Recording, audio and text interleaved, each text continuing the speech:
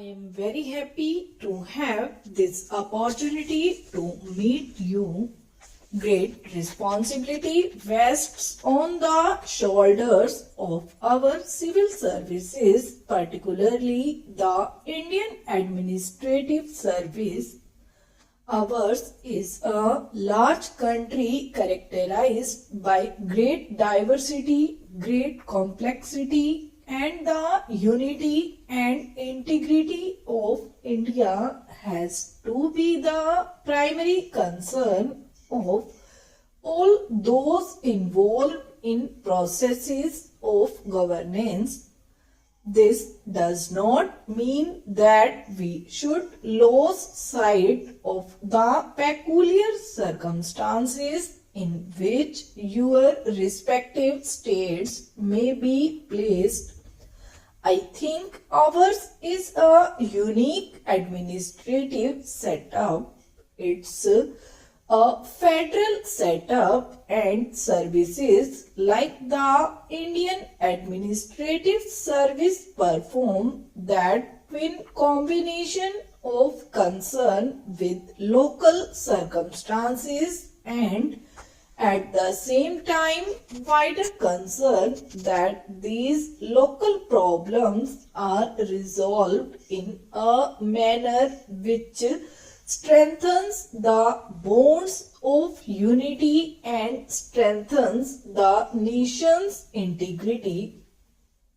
Of all the services in our country, the Indian Administrative Service has performed its role with greatest efficiency, integrity, and commitment to national values.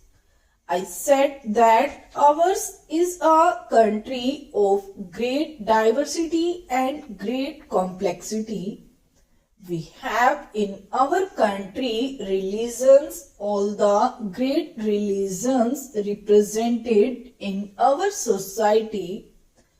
We have also large number of groups of people who are underprivileged and who have been discriminated against for centuries. And when the Constitution of India was being drawn up, the founding fathers of our republic took it upon themselves to make up for those centuries of inequity by giving them a privileged position when it comes to admission to civil services are concerned, when it comes to giving them a share in processes of governance through participation in the state legislatures and parliament. It is therefore very essential that our civil servants should be aware of the extreme complexity of managing an entire country of India's diversity. I would therefore urge all of you that though you must specialize in acquiring a deep understanding of the problem faced by your respective states, you must also dwell deep into the whole process of nation building in a country of India's size, India's diversity, and India's complexity.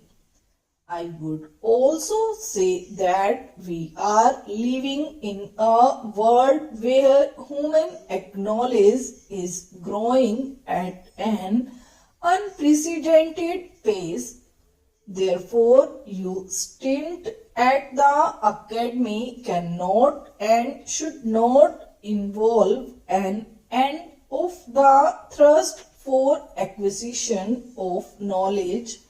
I think our training modules suggest that life has to be one of continuous process.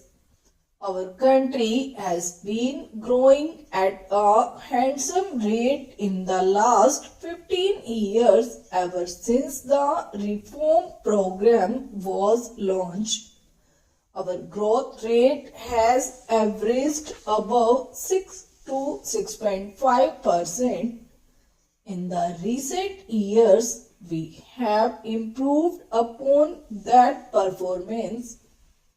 Our growth rate is now around 7.5 to 8%, and we can increase this growth rate, and we need that growth because it is only in a rapidly expanding economy that we can find meaningful solutions to the problems of acute poverty, deprivation, which still characterizes many parts of our country.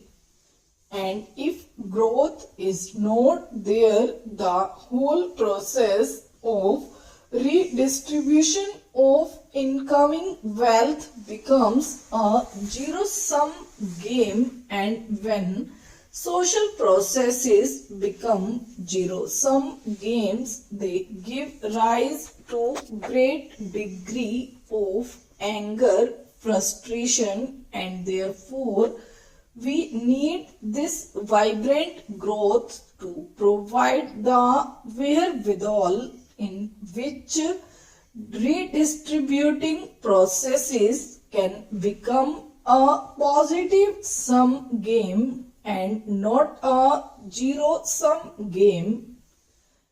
And therefore, understanding of the process of growth, particularly paying attention to the need of rural development, paying particular attention to the delivery of basic social services such as health, education, or the management to the municipal and panchayati raj institutions, all these are integral to our understanding of the processes of growth, processes of change, and I sincerely hope that you will take permanent interest in all these processes of nation building.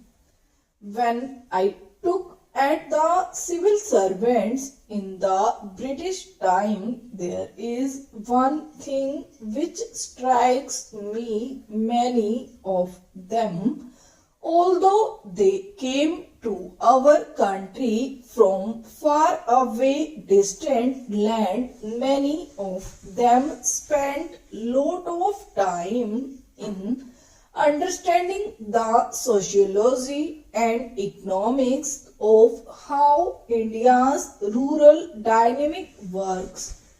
I think of late probably because people do not stay in jobs long enough. Therefore, I think that depth of knowledge that our civil servants need to understand processes of change, particularly in the rural sector, the problem of disadvantaged community, scheduled castes, scheduled tribes, they do not receive the attention that they deserve.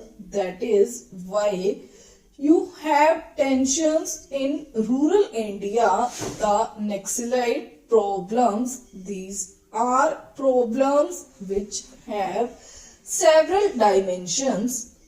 A law and order dimension is important, and so state can really neglect the enforcement of law and order and also enforcement of the rule of law in our country. But you must also recognize that there are, I think, underlying tensions arising out of the fact that Not all sections of our society get an equitable share or the benefits of growth, benefits of development, and therefore I think you have to pay particular attention to being the custodians of the well-being of the weaker sections.